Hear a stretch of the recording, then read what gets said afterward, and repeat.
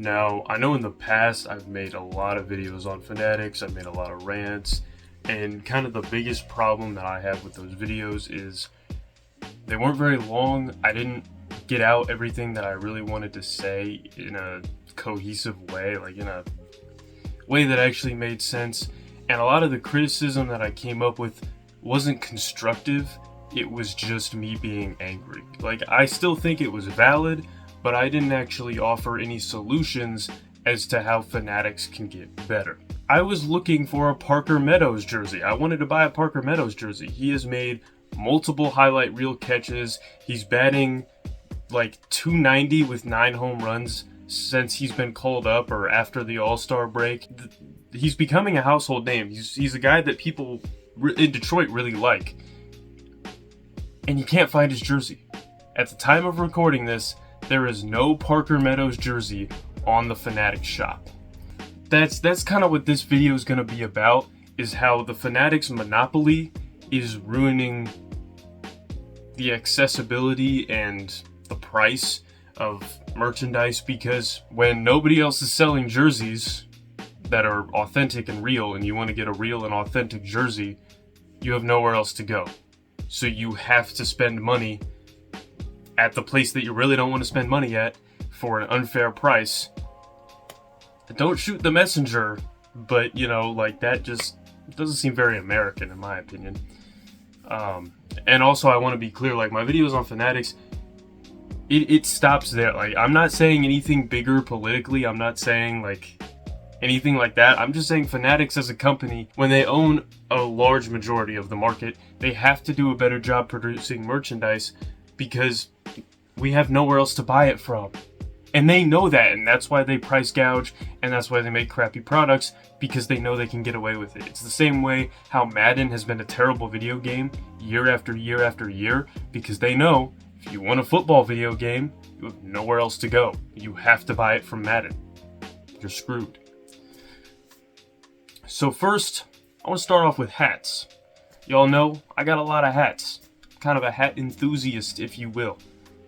Fanatics owns Lids, and Lids is probably one of the biggest hat companies. It's up there with New Era and 47 brand. Now, the good thing about Fanatics ruining Lids is that you do still have New Era and 47 brand. But the problem with Fanatics is they do have a lot of New Era hats, and they have a lot of the cool designs. They don't have those exclusive ones because it's exclusive to New Era, but they have some cool designs, they have some nice hats. But when it comes to basketball, football, and hockey, and soccer, the hats are nowhere near that style and nowhere near that quality, and like that they don't have that creativity to them. I mean, maybe if you're lucky, you'll get a hat with a Super Bowl logo on the side or an NBA Finals logo on the side, or very rarely a Stanley Cup logo on the side. But you don't get mismatched colorways. Again, the logos, the special logos and stuff on the side of the hat, those are very rare. And especially with the sports that they kind of ignore, like hockey, if you go to the Red Wings Lids store and you look for a fitted Red Wings hat, there are 2. For reference, the Red Wings have won 11 Stanley Cup championships. That means that Fanatics has 11 Stanley Cup Finals logos to choose from, and they could just slap that on a side of a basic Red Wings hat and make it fitted, and people would buy it. People would buy it. That is how lazy they are. You could pick any of the 11 Stanley Cup Finals that we've won. Now, I get some of the older ones, like there probably wasn't really a logo, so realistically, you have 4 to pick from, but still. 97, 98, 08, 02. Slap any of those on the side of a hat. Even better, make the hat black with a red, regular Red Wings logo with a Stanley Cup logo on the side. Sell it for $45. People are going to buy it, including me. That is easy money right there. That's all you have to do. But when your selection is 2 hats for one of the most historic franchises in the NHL, And you even have special deals with the NHL. Like, Michael Rubin has a great relationship with the NHL, and they treat it like a second-tier league. They barely put out any products for it, when they have exclusive rights to jerseys now, and they barely put out any products for the NHL. Now, here's where we get to the products that really Fanatics exclusively produces. I'll get to jerseys in a second, but I want to talk about regular things like sweatshirts and t-shirts. Why are the Fanatics sweatshirts, t-shirts, and things that commemorate championships so boring? It is the same stuff every year. It's the same template with new logos and a new year slapped on it every single year. What I'm talking about is when they used to make stuff like this. Like, why don't they make this anymore? This is when the Tigers went to the 2012 World Series. It is pretty basic. Like, I could make something like this. It's got Prince Fielder, it's got Justin Verlander, it's got Miguel Cabrera. It says World Series 2012. It's got the Detroit Tigers logo. It's got World Series branding on it. I got this on eBay for like $6. It was probably sold at a Meijer. Why? All you have to do, just put 3 good players, put the logo of the team, put the thing that they're playing in the World Series, the Stanley Cup Final, whatever, put a cool background. That's all you have to do to make a t-shirt that looks amazing. I love this t-shirt. This is one of my favorite t-shirts that I own. That's all you have to do. And you could sell it for your crazy prices, like $30, and people are still going to buy it. $30 for a t-shirt is asinine, by the way. So is $80 for a sweatshirt. $50 for a hat. And we'll get to the jerseys in a second. Don't worry. We'll get to that in a second. I've got another example. Another thing that I got off eBay. Now, this is probably a reprint of an actual design that was made in the 90s. So this, again, like, it looks cool. Like, I'm not saying that it's simple to say that it doesn't look cool.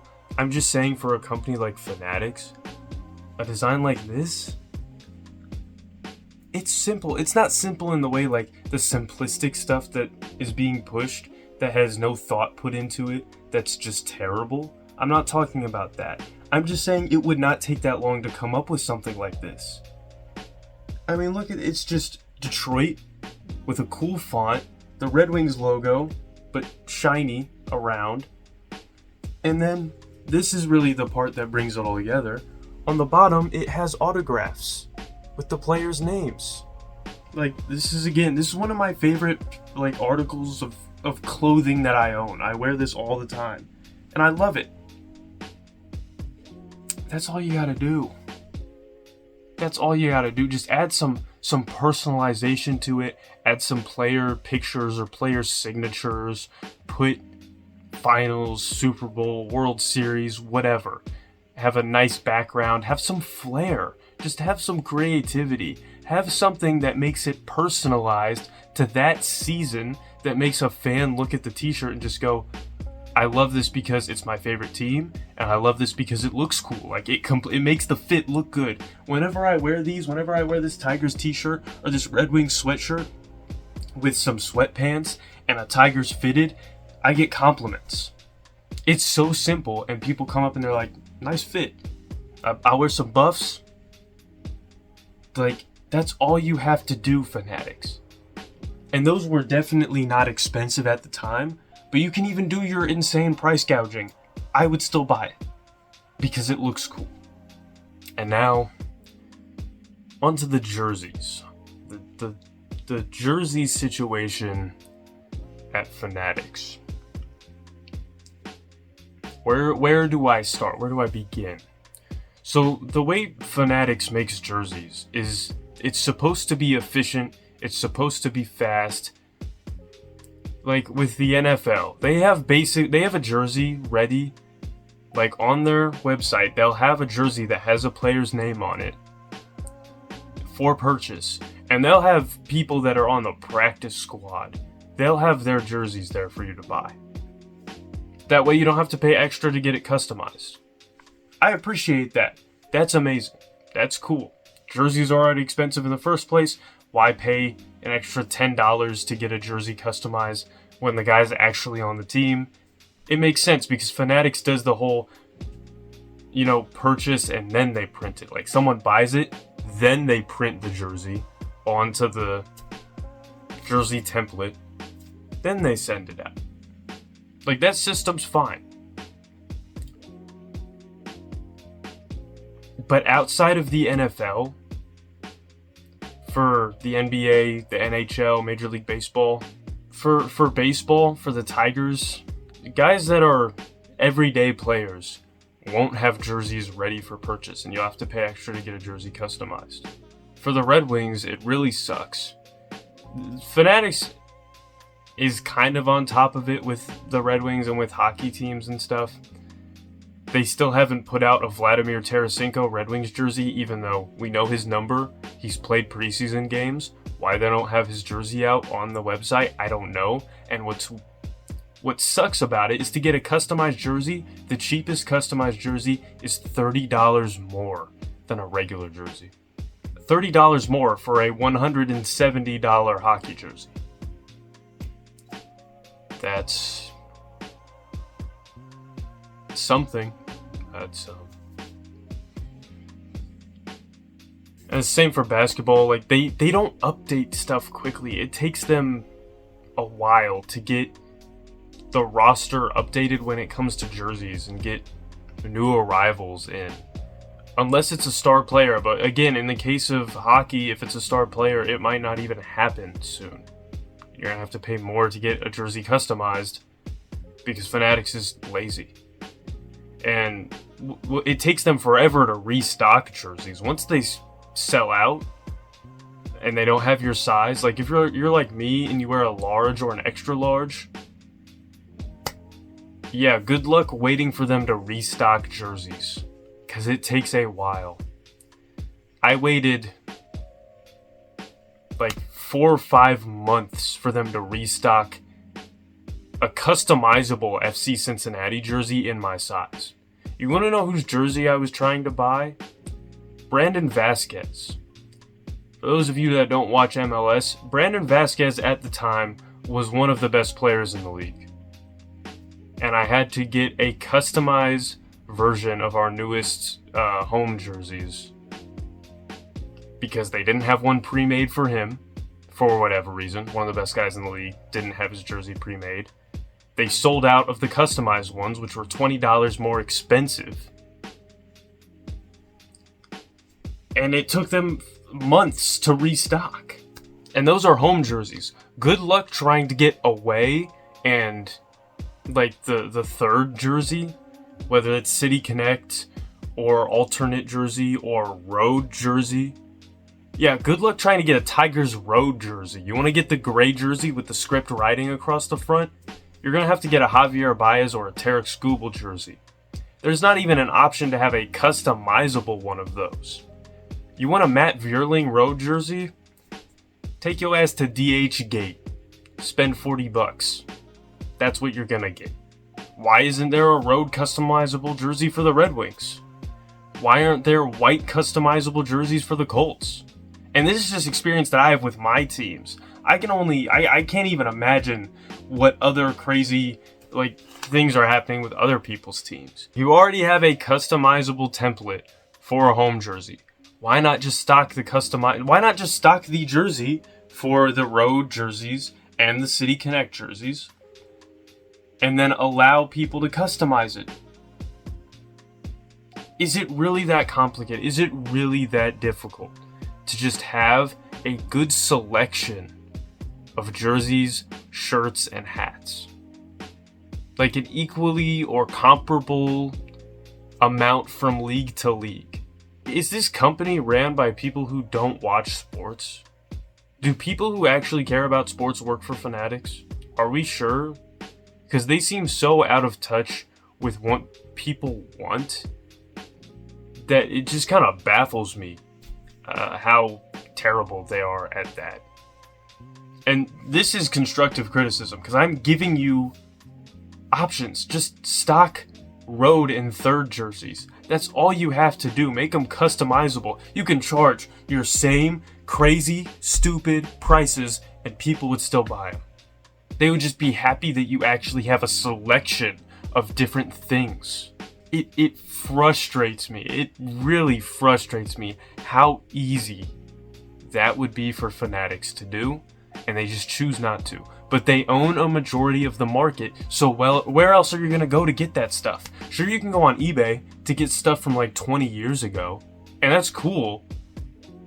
But eventually, like, I want a Red Wings sweatshirt like that with Dylan Larkin's signature on it. Like, I want a t-shirt like this Tigers one with Riley Green, Spencer Torkelson, and Tarek Skubal on it. I will say, like, it does seem like Fanatics has improved from where they were a year or two ago. If you're going to be making all this money and you're going to name your whole company Fanatics, like, it's a Fanatics experience. But everything you do contradicts that whole tagline. So, I mean, Michael Rubin, I guess you won. You've taken all the fun out of sports merchandise and being a fan, and you've made it more expensive. You've made things more inaccessible. You've made it tougher to like sports and support your team. But hey, you made some money, right? You know, that's good job.